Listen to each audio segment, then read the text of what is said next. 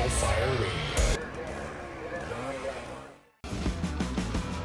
Hey everyone, welcome back to the podcast. This week, the week of May 8th, all new episodes. 2 weeks ago, we had FDIC. We were on location. We shot a ton of content, worked on a bunch of projects with different manufacturers. It was an incredible week. And then the following week of May 1st, we kind of ran some reruns as well as content that was shot and podcasts that were recorded at FDIC with some great people. And so that was a lot of fun. That was last week's lineup. This week's lineup, though, we're back to it. All new episodes. And so sit back, enjoy. Thanks for joining us on the National Fire Radio podcast. Check out The Size Up by Robert Papero, our buddy Pip, the little guy with the mohawk. Every Tuesday is his episode, as well as the rest of the week is filled out with all new content and interviews with great guests that support the National Fire Radio community. Thanks for tuning in. Check it out this week. We appreciate you. And do me a favor, give us a half a second of your time and listen to the sponsors that help make National Fire Radio's podcast possible. Hey guys, before we start the podcast, real quick, I want to mention the Gone to Texas Fire Forum and Expo being held in Arlington, Texas on June 9th and 10th. Myself, I'm going to be emceeing the event for 2 days with nationally renowned speakers that will be there for the weekend. Mo Davis, Clyde Gordon, Rick George, Mickey Farrell, Jacob Johnson, Dennis Riley, and so on. The list goes on and on. I was there last year, helped MC the event last year. It is a growing conference in an incredible venue. Globe Life Field, which is home to the Texas Rangers in Arlington, Texas, right in the entertainment district, right at the PBR bar, which we're going to have a social after the first night. I'm telling you right now, there's no other venue like this. The room actually overlooks the field. You get to walk the stadium. It is such a cool venue. Arlington, Texas, June 9th and 10th. Check them out. Go on to TexasFireForum.com or go to Facebook and look them up there too. Go on to Texas Fire Forum where you can buy your tickets, get great hotel rates. And if anybody's asking you where you're going this summer, you tell them, go on to Texas. This episode's brought to you by Taylor's Tins. Taylor and his crew at Taylor's Tins have been manufacturing aluminum helmet fronts since 2017 with over 200,000 tins in the market. They are a leader in the helmet front space. Custom design, one-offs to department orders, they can turn them around within 24 to 48 hours. Customer service is what they pride themselves on, and they provide nothing but top-shelf product and service to their customers. Check them out at taylorstins.com and check out their full line of product offering. They've always been a very strong supporter since day one with the National Fire Radio podcast and platform, and Taylor and his crew have become dear friends of ours, and we appreciate the support. And at checkout, for a little extra bonus, use coupon code NFR Sent Me. That's NFR Sent Me for a discount on your order. Exclusions do apply. Anyway, check out taylorstins.com for the latest and greatest offerings from Taylor and his crew. And in the words of Taylor, stop burning up leather. Hey everyone, Jeremy, National Fire Radio. Welcome back to the podcast. Today's going to be a lot of fun. This is a guy that doesn't want to talk about himself, doesn't want to be here, but I squeezed him, man. And it's somebody that has stood out to me in the few times that we've met. It's like I've known this guy my whole life. And Carl Haddon, welcome to the show. I appreciate you being here, man. I truly do. Well, thanks for having me, brother. I appreciate it. So let me, a little background. I think the last time I saw you, I didn't see you out at Indy 2 weeks ago. I think I might have passed you guys in the hallway. I think I saw your Janet's beautiful hair go flying by in the crowd, and I was like, "What? Is that them?" And then I turned around, you were gone. So I might have had a quick witnessing of you guys pass by in the hallway, but I didn't have a chance to say hello. And the last time I saw you was out at Long Island at the Long Island Mega Show like a year ago, and you guys had some firefighters in from the islands. Do you recall that? I do. I did. We had 5 or 6 firefighters from CNMI, in particular, the island of Saipan. Saipan. Now, you guys have trained there before. It should be said, I mean, I'm going to get into your bio. We're going to talk about a bunch of different things today. But you guys have done training down there before. When I say you guys, you are affiliated. You have your training company, 5-Star Fire Training, which is affiliated with On Scene. And you and Aaron Heller, which you told me not to mention his name and call him bad names, on the podcast, but you said that, you guys have been friends for a very long time. And that's how I've gotten to know you is through Aaron and so on. Aaron's been on the show a few times now, but I'll say this, right? You guys have trained down there several times, and there is quite the American influence on the islands down there when it comes to firefighting, right? Jeremy, there really is. We've been blessed to train all over the world, and the American influence, as you put it, and everywhere we've gone has just been crazy. It's cool. And you think about, the fire service is very diverse across the globe, obviously, right? And so, when you think about these islands, I think a lot of it has to do, the American influence comes from the equipment that we probably send out. Apparatus, turnout gear, hand tools, right? I mean, there's a lot of donation going on out of the United States to these other countries. And I think some of the influence might be coming from that. I would definitely agree with that. And, let's face it, we build it better than a lot of other places in the world build it. And so, hopefully our standard of firefighting is, the NFPA and the American Fire Service it's a big draw for everywhere we go. Yeah. And I'm sure thankful for that. Yeah. And you look at the conferences like FDIC. I mean, look at how many countries were represented this year that were there and so on. So I think, like many things, the United States is a leader within within the fire service globally. And so on. So teaching in the islands, I mean, it's got to be quite the struggle to go down there for 2 weeks, get acclimated, struggle with the teaching in the sand and, talking fire shop, with some of these guys. It's got to be hard to do training down there. No? My friend, I can't even say it with a straight face. Are you kidding me? That's outstanding. It's not hard to do the training down there because, again, we're all, fire family, and that language is universal. I share with you one of the last times, it wasn't Saipan, it was another island, had us come in and do 3 or 4 weeks worth of coastal water rescue training. Yeah. And as we get on island, there's this sheepish look on the boss's face. And she says, well, I kind of forgot to tell you something, that about half of the guys that are doing this training can't swim. That's perfect. That's perfect. All right. Well, hey, okay. So we adapted and we overcome, and we taught them how to swim, and then we did some life-saving with them, and then we got into some basic coastal water stuff.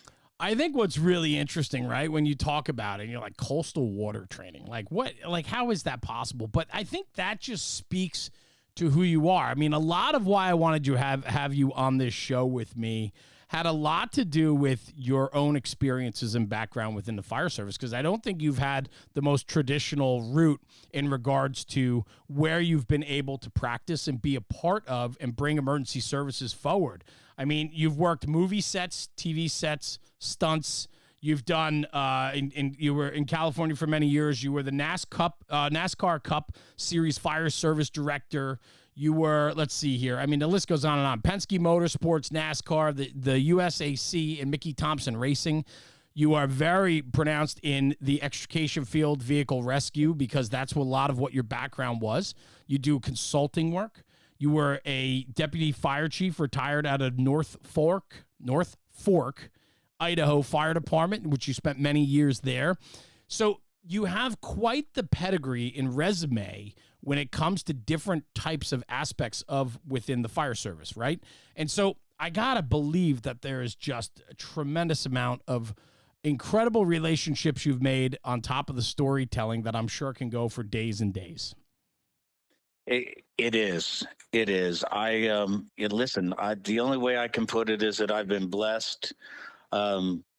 I started out in a career department and got hurt on the job early on. And as fate would have it, if you will, from there, the roller coaster ride began when I got offered a job as a pre-hospital care paramedical services coordinator for the '84 Olympics in LA. No kidding. Wow. And it was just at the Coliseum, right? The races from there. Yes, sir. At the LA Coliseum. That is probably one of the first. So in '84, I'm gonna age you a little bit by saying this, but in '84 I was 7 years old. but I think everyone remembers the 80. Like, I remember the 84 Olympics. I remember that, even though I was 7 or 8 years old at the time. I remember that, man. And so how did you get involved with that? That's an incredible item to have on your resume. It was just one of those things of being in the right place at the right time. I knew you were going to say that. Well, and it really was. I mean, I like to say that I'm educated beyond my intelligence, and I fit a certain niche, and just kind of it was off to the races from there. Literally. So at the Olympics, what were you, paramedic? Paramedic coordinator? Yes, sir. Pre-hospital care coordinator, paramedic coordinator. I was in charge of the entire Olympic ambulance fleet and on-ground pre-hospital care. Wow, that's pretty wild. So that's okay. So, and that was pretty early on in your career then, I would assume? It was. And by the way, you said you're going to age me. I'm old as dirt. So let's just get that straight. Oh, come on, man. Don't listen to me. I just saw you not too long ago, and you looked fantastic, brother. And you squeezed me. We had a great hug, and I felt those muscles popping, man. You live on a ranch in the Rocky Mountains, do you not? So I do. But come on, let's cut the crap. It's because I have a beautiful wife. It has everything to do with that, and I'd love That's to. Right. We're going to talk about her too, because that is one thing that really stands out to me. Is that every interaction I've had with you, other than seeing you last time in Long Island, she's been with you, and you guys have been a team since you guys have been together. And she has a background too in emergency services, right, in EMS. Yep. And you guys, Yes, you guys do literally everything together. No, you know what? Like I may have shared with you, we've lived together, worked together, and loved together for just about every day for the last 32 years. So we're doing something right. I'm not going to tell you it's always been easy, but no, of course not. But when you break that down and you think about it, I spend a lot of time with my wife. We run errands together on the weekends. We spend a lot of time together. We're a together household because a lot of times I'm traveling or I'm doing a lot with work. And so, I'm not here as often as maybe some other husbands would be at home or whatever. But I look at it this way. It's the quality time you spend while you're home. I mean, a lot of people work a 9 to 5 or they work shift work. And when they come home, they're in their phones or they're preoccupied or they have other things and they're not spending the time with their family that, so regardless of how much time you're in or out, as long as you're spending that quality time, that's what matters. And you guys do that. I think it's fantastic to see. I was sharing that story with you a little ways before we hit the record button. When I first met you guys was at Burning in the Bayou years ago in Louisiana, and I ducked into the communications trailer, and I think at the time you and Janet were running like the actual, it was a live burn within a hospital facility, right? An abandoned hospital facility down in Fontainebleau, Louisiana, I think, right? Or Mississippi, which one? we were in Thibodaux. Thibodaux, that's right. Thibodaux, that's right. Louisiana. Okay. Yes, sir. See, I'm confusing my trips now. And so they had given us a school complex to do a bunch of 1403 stuff with, and we burned the starch out of that school, brother. I was there for it. I enjoyed it very much. Oh, and Jeremy, I'm sorry. Yeah. Maybe that was the second one. You were with the at the burn at the hospital that they gave us. Yes. That was also Thibodaux. So I'm not completely losing my mind then. I was close. Nope. Okay. Nope. Okay. But the whole point of that that's where I met you guys and the two of you, and I watched you two work together, and it was like a synced choreography of two dancers, if you will. And as cheesy or weird as that sound, it really was from me as a stranger getting to know you guys through a conversation. You guys were very well paired in playing off of each other and almost finishing each other's sentences. And it was a lot of fun to watch because you don't see a lot of husband and wife teams like that. I say team because that's what you guys truly are. And I saw that firsthand. And I was really struck by that. And, I think many people need to aspire to be like you guys in regards to relationships. And like you said, not everything is bliss, man. I get that, right? I mean, you guys live outside of town. You're in an isolated place that I want to visit one day. I cannot wait to get there. And I know you told me from day one, come visit, and I will take you up on that because it's Well, such. I hope everybody heard that, brother, because you said it. I'm doing it. I'm telling you. I'm telling you. I've told my wife about it. I said I would love to go and see this lifestyle, because I think if you want to talk about reset, you want to talk about dialing in, I think that's why you guys are so focused on one another, is because that's what you have there. With isolation comes appreciation for things that are in front of you, right? Sure. Well, a lot of people say, what was it like having your time in the sun? I mean, the spotlight with the other stuff that we did, the NASCAR and the motion picture television stuff. I understand that other people look for those times in their lives. We fell into it, and it got to a point in California where we finally had to say, I think it's time to get out of the crazy. And so 21 years ago, we moved here to the ranch in Idaho. And I love that. And I'd love to break that down just a little bit. So you guys are in Southern California. At that point, you're working a couple different avenues, right? So we hit the Olympics. From the Olympics, what was the next step for you after the Olympics? Well, the motion picture and television work was always interspersed. Okay. And once I decided to get into emergency services, truthfully, my degree is in biomedical science, and I thought I was going to be a doctor. And I had a couple doctor friends that said, dude, we know you. There's not a snowball's chance in hell you're going to be a doctor. And so I just started checking it out. And a doctor friend of mine said, come do some tours in the ER with me. And, I liked it. And, the firefighters kept coming in and out, and they said, Carl, you'd make a good firefighter. You should look into that. So I said, here we go. Right. And that was it. Okay. And then from there, so you were a career fireman in California then? Yes, sir. Okay. And then Blondie and I also, it was one of those things where after the Olympics, it was another fall into a right place at the right time thing. I had an opportunity to buy an existing ambulance service that catered specifically to the event industry, concerts, motion picture, television, racing, that kind of stuff. And that was where I really got my start in the motorsports stuff. And then it just furthered with the concerts, TVs. We worked for, oh my gosh, anybody that is even remotely close enough to my age or even my eldest kid's age, we worked for every band and whatever that was on tour through. Is that right? The West Coast, yeah. Oh, that's cool. So all right, I have to ask then, right, with all of that, right? So, I mean, so what you're telling me is if you want to get into fame and you want to get into concert venues and race cars and all of that, buy an ambulance company. Got it. Okay. I'll make sure that, Yeah. Did I mention we don't have that company anymore? Yeah, well, there you go, right? Natural progression. But hey. But it was 23 years, man. It was a 23-year long ride that I don't regret a single second of. What incredible opportunities. You got to share at least one or two stories that happened or something funny, an interaction. There's got to be one or two standout events that happened over your career during those times that you're like, man, that was hilarious. Like, something with Ozzy Osbourne or like something crazy. What do you got? Come on, give me something. Well, the Ozzy thing I may have shared with you. I share with friends, not a lot of other people.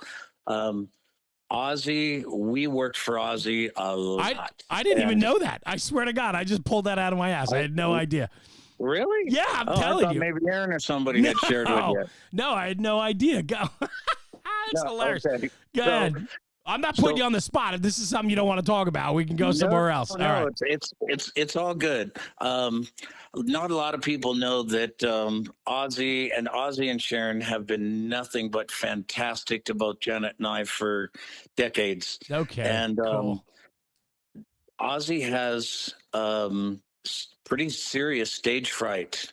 And he needs some medical attention before he goes on stage. Right. And it got to the point where we would walk into Ozzy's dressing room and he would take a vitamin shot, for example. Right. And we'd walk into Ozzy's dressing room, and without saying anything, he'd just drop his drawers for his shot. The best part of the Ozzy story is that, and I don't know why, because my wife is a wonderful human, as you well know. Sharon Osbourne took a shine to me. And when we would do Ozfest and stuff, it didn't matter how hard my beautiful bride was working. Sharon would look and say, "Where's Carl?" I love it. I love it. And that was always a treat, because you never quite knew what was going to happen on stage or off stage. Sure. With Ozzy, the one that sticks out for me with my bride was we were backstage. It was the Eagles tour we were doing, and Don Henley is sitting backstage out on the lawn in a lawn chair, sitting in the sun and just soaking it up. And Blondie and I walk by, and he looks at my wife, obviously doesn't know she's my wife, and says, "Hey, what are you doing?" And my wife looks at him, and I realized a little too late that she had no idea who he was. She says, "Well, some of us have to work for a living." And he says, "Well, you don't have to work for a living right now. Why don't you come sit down on a chair next to me?" Nice. And yeah, it was only when we got around the corner I said, "Do you have any idea who that is?" Nope. She said, "No, some dude on a lounge chair just taking a break." I said, "That dude's Don Henley." Yeah. Yeah. That's cool. I mean, and I'm sure the stories just go on. And you know what's fun about that though for you two is that you lived it together, right? So you guys have those and made those memories together, and it's not you on the road coming home after a long trip and trying to relay those stories to try to get a laugh, or you guys have that together. I absolutely love that about you two. I think it's fantastic. I really do. Well, thanks. I do too, my brother. And you know what? If we hadn't shared it together, neither one of us would believe it from the other. So it's a good thing it happened together. Exactly, man. Memories, that's what it's all about. And so from there, 23 years with that ambulance company doing these events, you found your way to NASCAR as well, though, right? Because I have to think that's a pretty prestigious spot, right? The fire safety director for NASCAR, the Cup Series, right? It was. And again, it was by accident, Jeremy. I've been in the racing scene in Southern California for a lot of years.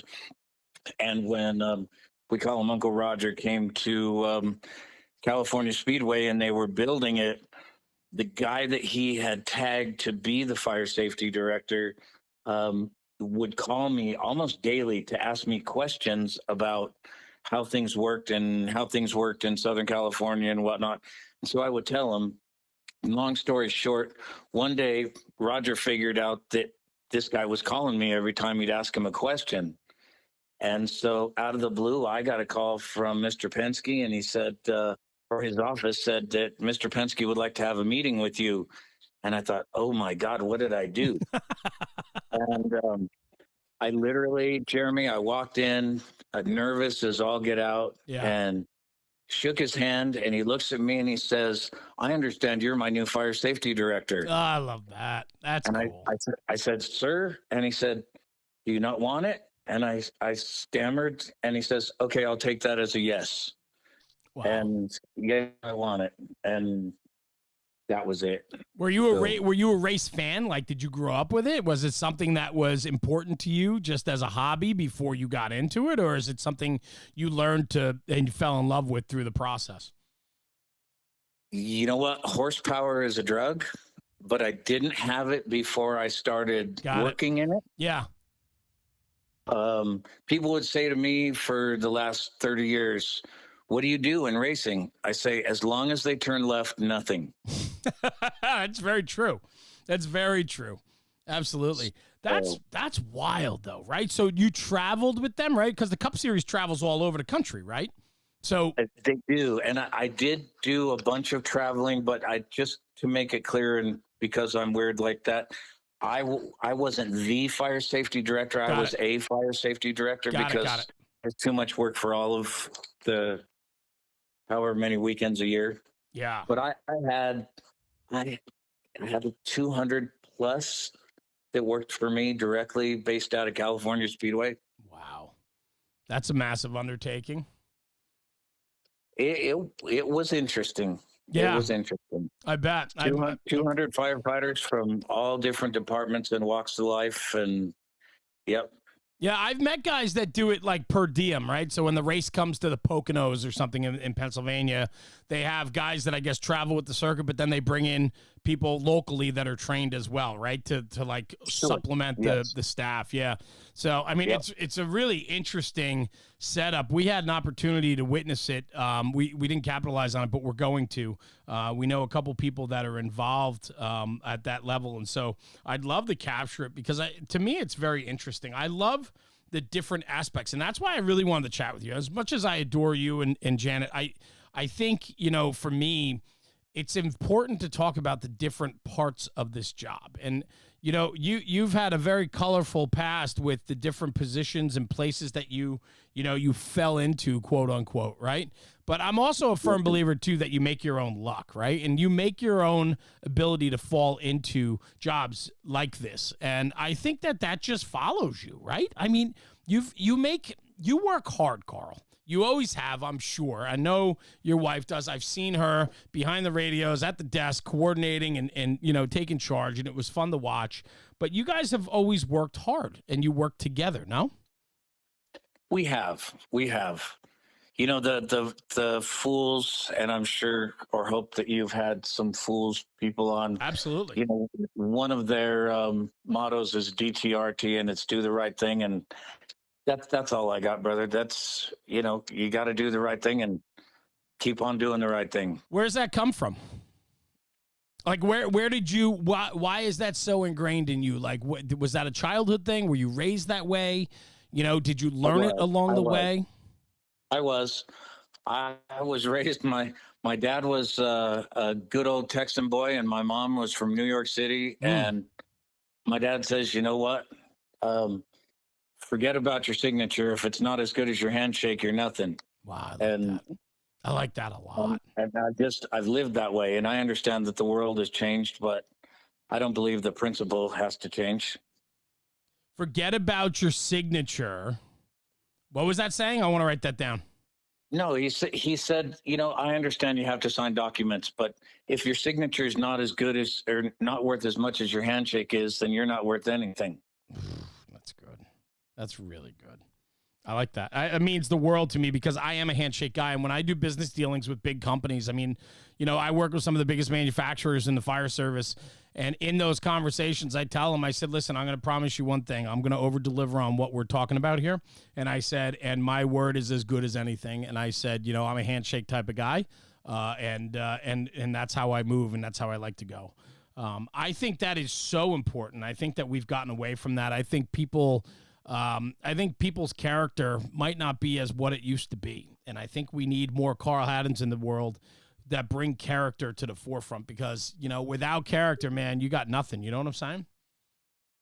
Brother, you know what? I appreciate you. And I don't know that I could subscribe to the we need more Carl Haddons because I'm also sure my wife would argue with you. But you know what? I am a character and I do believe in doing the right thing. And you know what? To your point, and not to be negative, if there is something that sticks in my craw, it's that the fire service today isn't the fire service that I signed up for. And I struggle and I work hard to try to bring some of that back, try to bring some of those values and integrity back.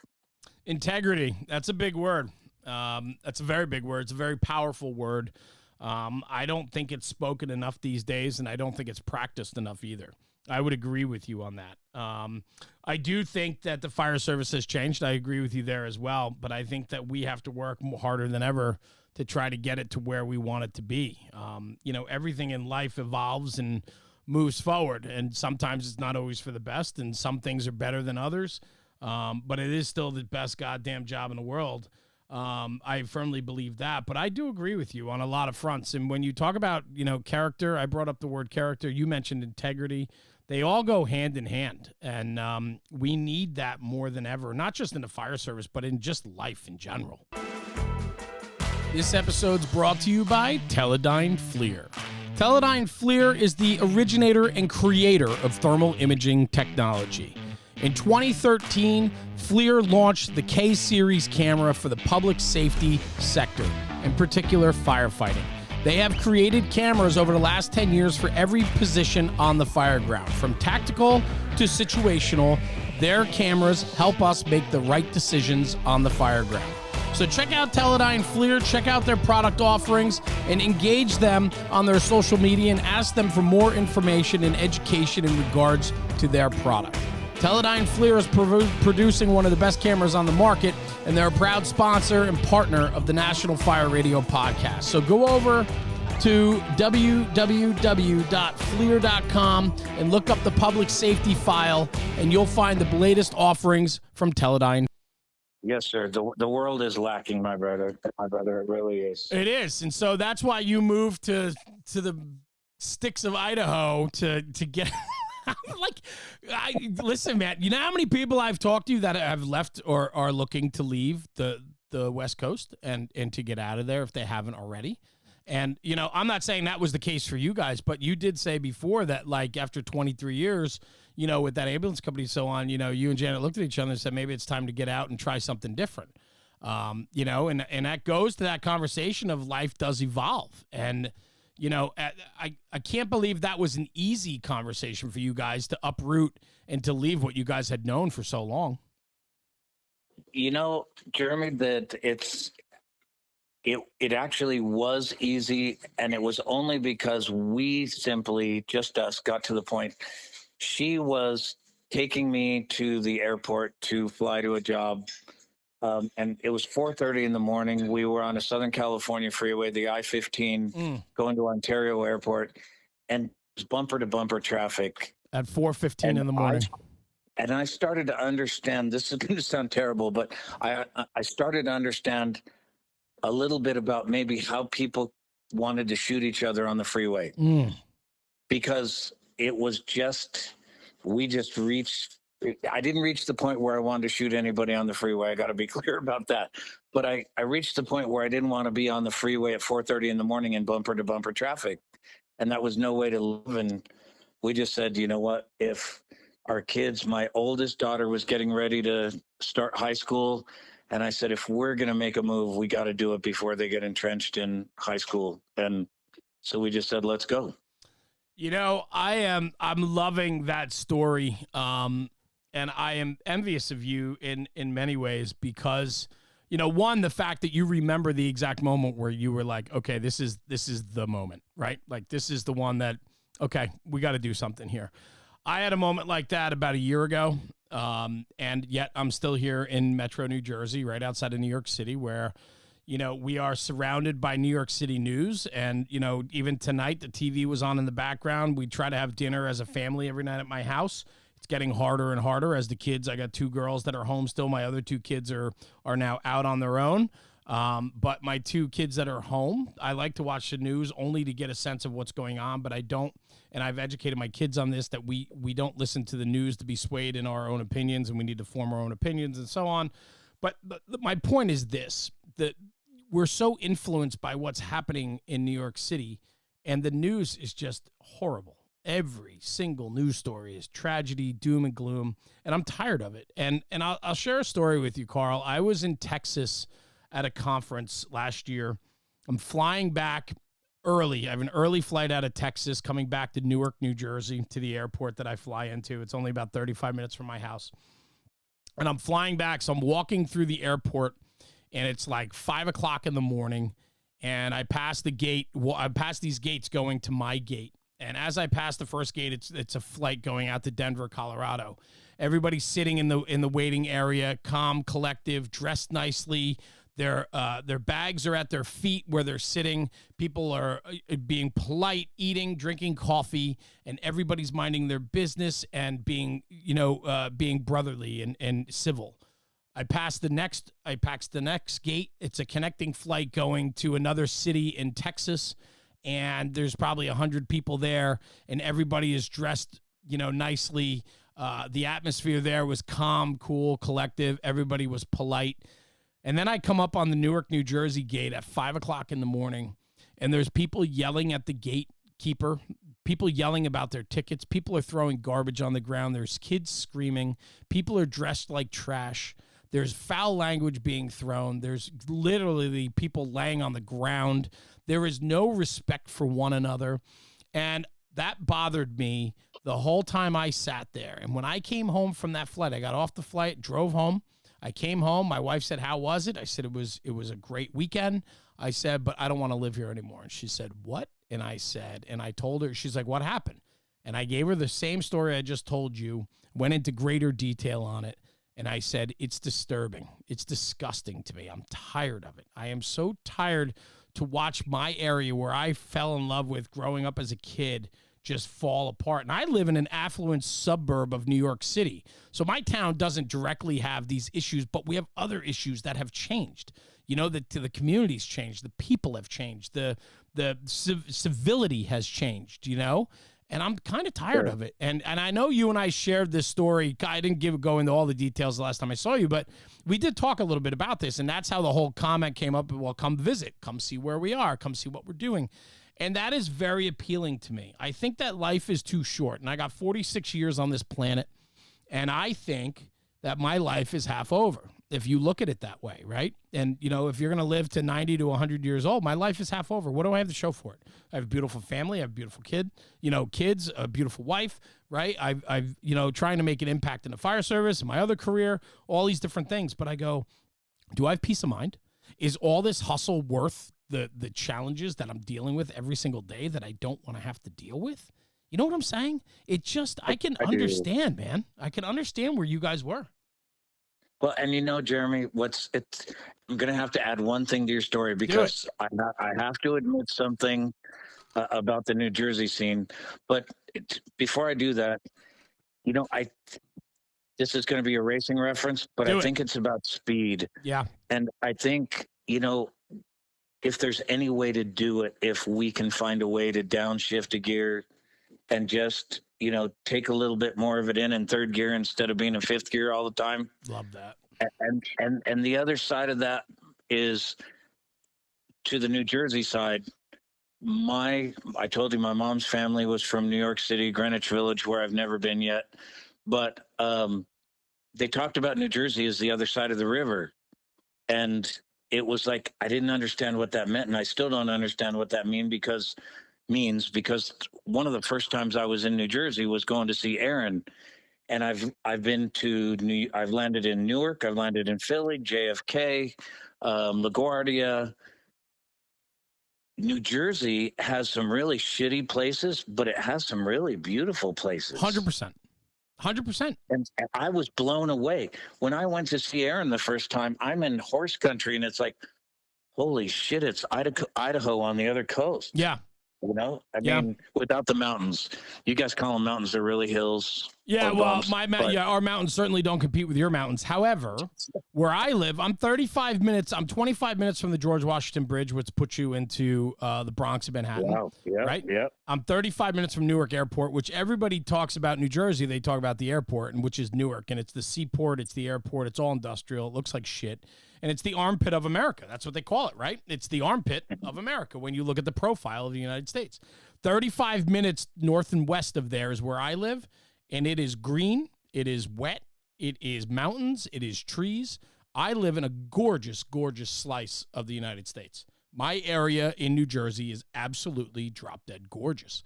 And I have the best of both worlds. I can get to an urban setting in 25 minutes. I could be in the middle of the mountains or the country in 25 minutes, and I live like right in between. You know what I mean? And it is no. I don't know what you mean because I have to go 2.5 hours to a city center. That's incredible to me. Like grocery shopping, all of that, right? Do you have Amazon, by the way? We do, but Amazon Prime to us is 5 to 7 days ish. Wow. So I share with you, and I will give you the directions.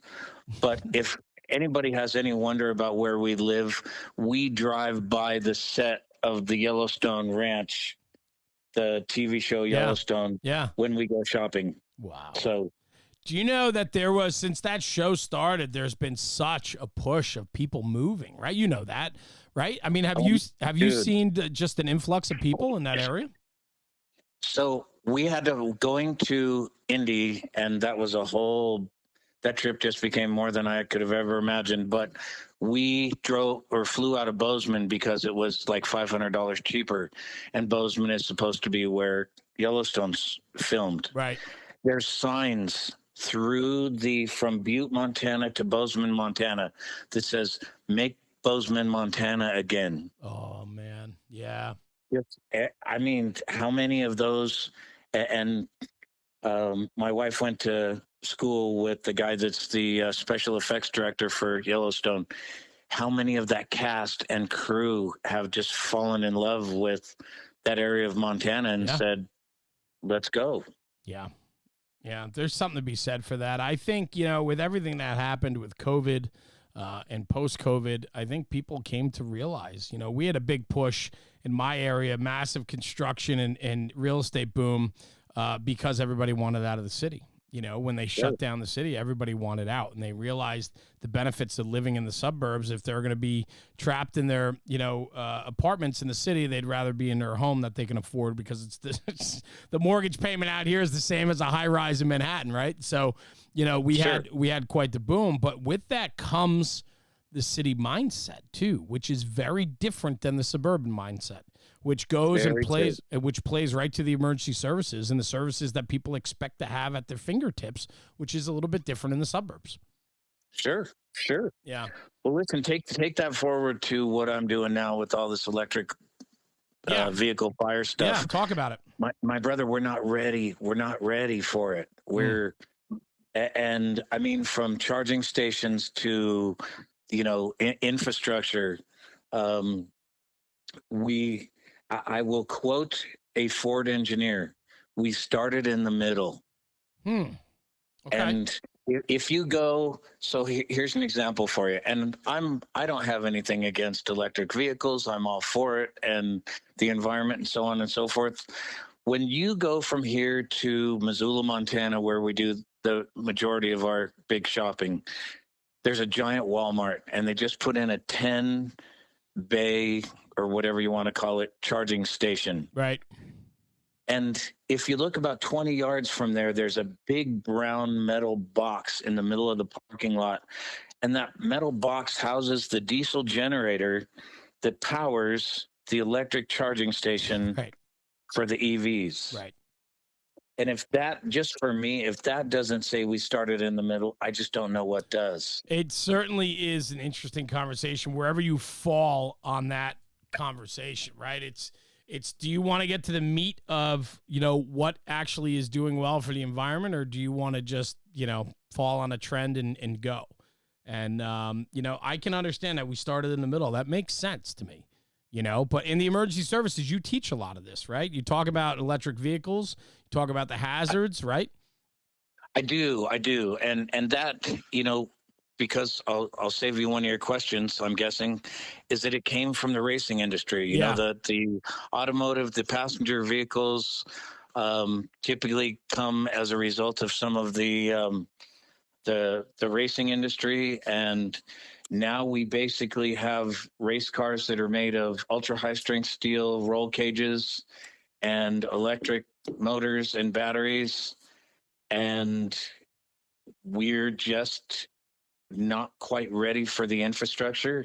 And the reason I'm blessed to have been contacted by both Ford, Volvo, other manufacturers, Rivian, battery makers. There's a big disconnect between the fire service and that industry.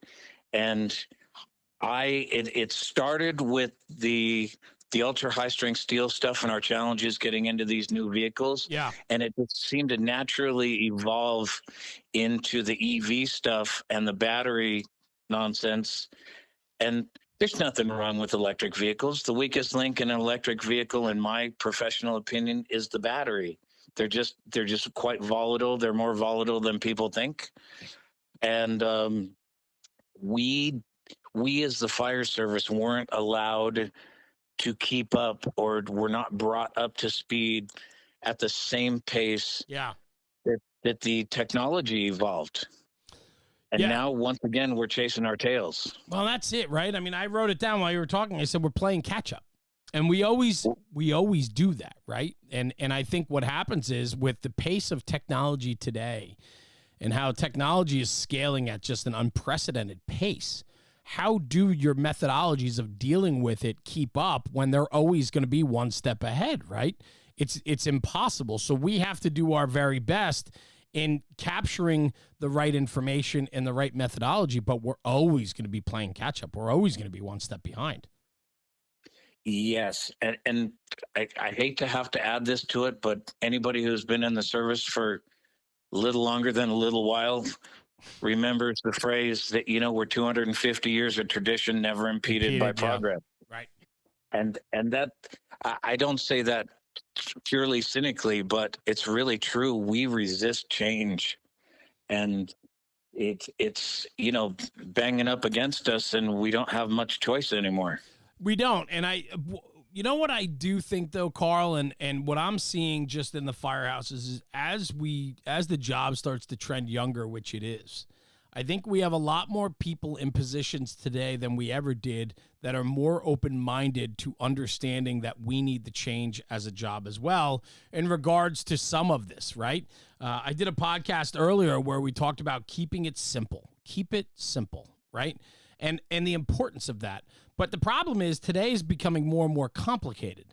I don't know if every answer needs to be as convoluted or complicated as what we're dealing with. I still think we can take a straightforward and knowledgeable approach in how we want to perform, based on theory and operations.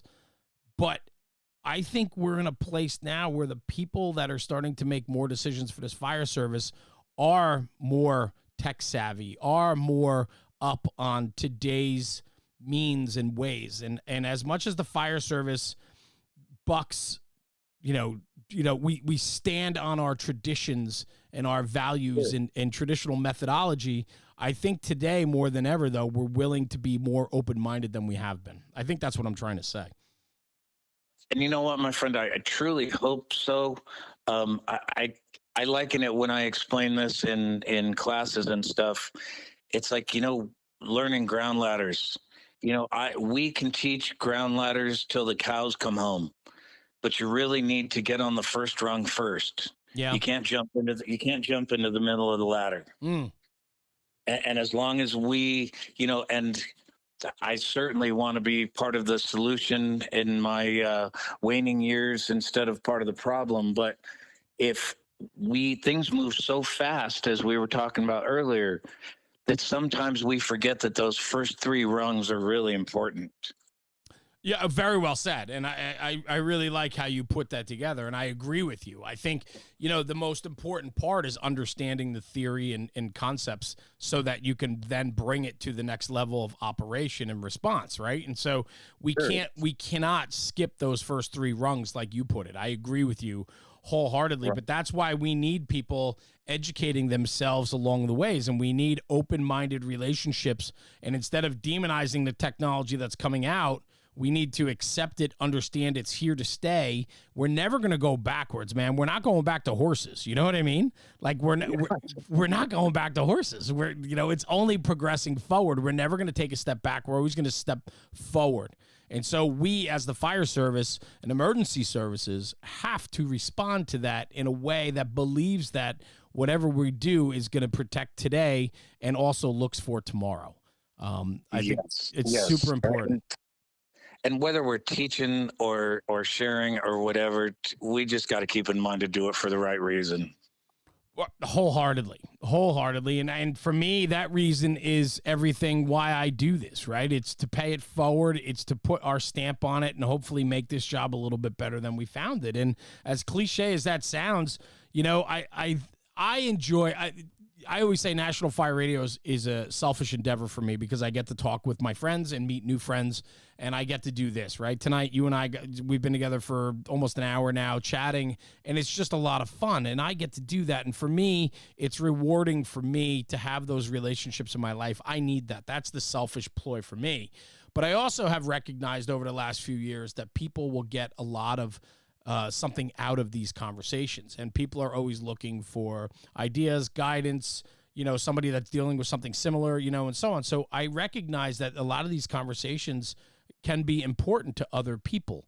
And so, for me, that's my part, right? It's like you educating yourself and still being a student of the game 40 years later, still being entrenched in the industry and understanding what's happening, working with Volvo and Ford and, doing all those things and pushing it forward because we need people to progress this job forward. Sure. Well, and listen, on the selfish side, Jeremy, as you just said, I got kids, I got grandkids. Yeah. That are going to be driving, and we used to joke, when my kids were learning to drive, there was a saying in the racing industry that the announcers always used to say, "Ladies and gentlemen, keep your kids away from the wall." Well, that's how we felt when our kids were starting to drive, and now our grandkids are starting to drive. And whether it's the kids in the car or the forgive the phrase, the kids in the fire service, we want them to be equally as equipped and knowledgeable and, ready to do what they got to do and react the way they need to. Yeah. Yeah, I agree with you 100%. And we need to give them every tool we can. And especially in the most, the ever evolving, world that we live in today, things are happening a lot faster. When you go back to the Warriors, you're talking Class A fires, ordinary combustibles. These were in and out fires, if you will, and they maybe went to a bunch of them a day, and it was a different time. And I'm not taking anything away from that, but man, have things evolved since then, right? And now I think it's evolving faster than it ever has. Technology is just always going to be ahead of us. And so we need to be sure that the people that are coming up through the ranks are well equipped to deal with today's and tomorrow's doings. And we got to do that, man. We got to do it. Yeah. Sure. Listen, the beast that we fought way back when, is still the beast, but Yes. That beast has evolved technologically as well. 100. Yeah. Very well said. Very, very well said. And I agree with you. And that's a very good way to look at it too, right? If you want to kind of relate it to educate people about what the fire service looks or what firefighting looks like from today versus, 20 and then 30, 40, 50 years ago, that's it, man. Like technology, like civilization, fire has evolved as well. The job has evolved as well. There's no doubt. It has. And you know what? I don't want to get away from being able to say this all these years later. And by the way, bless you for saying 50 years because I'm 40 years in, and that just gives me a little bit of hope. You got a long way to go, buddy. You ain't bowing out anytime soon. So get the hell out of here, man. No way. No, dude. But you know what? Regardless, I hope for every younger person in the service can say 40 years in, it still beats a real job. I love that. I love it. I mean, and I believe that with all my heart. That's what keeps me going. Talk to me about how important the relationships are that you've created over these years. I know you have such a strong friend network. And just, I always impress upon people that listen to this podcast. I challenge people to get out and meet people and network and find people. And I think now more than ever through technology, people can find other like-minded people across the world. Talk to me about how important relationships are to you and what they've done for you in your career. They're everything, Jeremy. Yeah. They're absolutely everything. And you know what? Something that I've learned, as wonderful as all the technology is, and I hate to admit this, brother, but you know what? When I was young, when we called somebody and they were on the phone, we got a busy signal. Yeah. And so those relationships, keep those relationships, foster those relationships. They're everything and they mean everything. And just because we're older, just because we're young, doesn't mean that we don't have something to offer. And don't stop learning, because every one of those relationships we hope that we give and we take from those relationships, right? 100%. I mean, they fuel me every single day. Like this conversation with you it's the icing on the cake of today for me. I've spoken, this is my 4th episode that I've done today.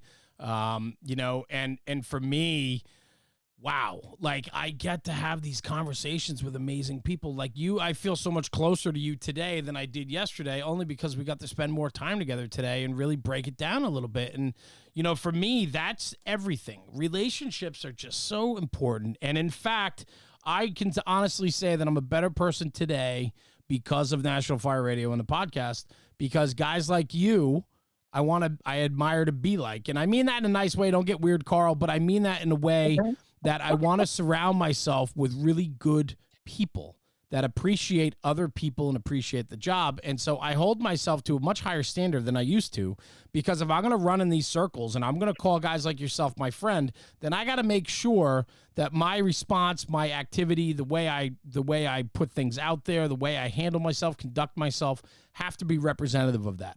And I think when you doing the right thing, my friend, that's what it's about. Well, do the right thing. DTRT, right? And that's it's really a nice way to bring it around. Yeah. And because I'm old, so I don't forget, you, my friend, I shared with you before we started this, I've not done this before, and I've shied away from it. I did my first webcast week before FDIC for fire engineering, and I was scared to death. But you know what? It was the technology. And what I've learned from today is, I mean, you and I could have this same conversation bullshitting on my back deck watching the world go by. Which I hope we do. And, well, I'm going to hold you to it, and I hope everybody out there holds you to it, too. But, sorry. By the way, my wife just got my attention. There's like 30 or 40 elk coming down into the backyard. Oh, my God. Yeah, rub it in while I'm sitting here in New Jersey looking out and watching cars pass by my house. Yeah, thanks. Wait a minute. You guys don't have elk there or deer? No, I have tons of deer. I mean, I should say this. Where I live, I have more wildlife than you could possibly imagine. Every day it's fox. It's, foxes. I have a pond in the backyard. We have tons of wildlife here. I have bear that come through on a regular occasion. Deer. I have like 20 or 30 deer every day come through. And it's sidebar. A lot of my friends that hunt, I don't hunt, but a lot of my friends that hunt sit in tree stands for weeks on end and can't find anything. And you could just sit in my backyard and you'll see 8 pointers and 10 pointers run through. It's absolutely hilarious. But anyway, what were you saying? When you were asking me about stories, and this is very quick. The boys from On Scene know this quite well. Then I get shit for it all the time. I am not a hunter. I consider myself a meat gatherer. Nice. And I will shoot one elk a year. I don't do deer. But the reason they give me such hell is because I spot it from my hot tub. I love that. And the big joke is, hey, fat boy, did you have to put clothes on to shoot that elk? Yeah. And you know what the joke truly is the fact that they had asked that, because I know the answer is no, you did not have clothes on, and the fact you were able to do that. And that's why I am super jealous of what you have and what you're doing. And I'll be honest with you, I just can't understand why you left Southern California for that, man. It's just hard to believe. I know. Who'd have thunk it? What was I thinking, right? Carl Haddon, what a great conversation tonight, man. I appreciate you more than you'll ever know. And I hope your first podcast was not too challenging for you. My brother, if I ever get to do another one, I could only pray it was as easy as this one, because I was sweating this a little bit, and I appreciate you more. No, I'm serious. Listen, remember Old as Dirt? Dirt didn't do podcasts. Yeah, well, you know what? It's nice to bring you forward, and that's the beautiful thing about it. We talked about relationships, and now more than ever with technology, we have the ability to make even stronger relationships. And so maybe not vilifying or casting a negative light on social media or technology, but it's also done a lot for us too. And I'm so appreciative of that. Well, and my brother, I can't thank you enough for the opportunity to do this. And it's a lot of fun. As my son would say, I hope I didn't suck or F it up. No, you were good, man. It was a great conversation, but I'm going to take you up on this. I know the invite's there, and I know that you're 100% serious, and I do want to get out that way because it's a part of the country that I've never been to.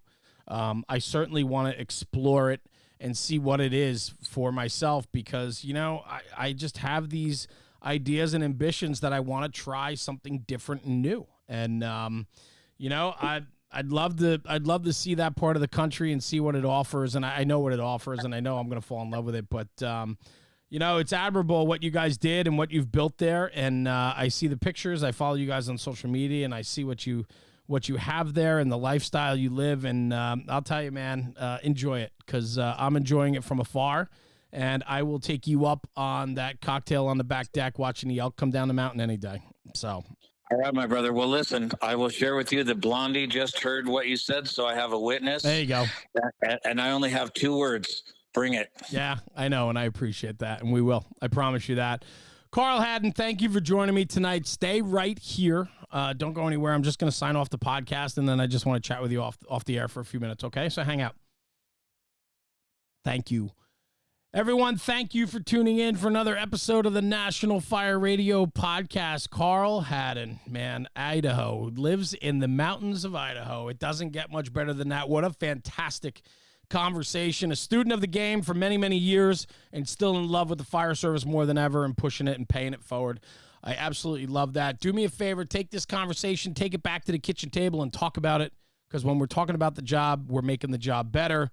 Thank you for tuning in. I appreciate the support. We love our National Fire Radio community, and we'll see you at the next podcast. So thanks for tuning in. We'll see you at the next one. Jeremy, National Fire Radio.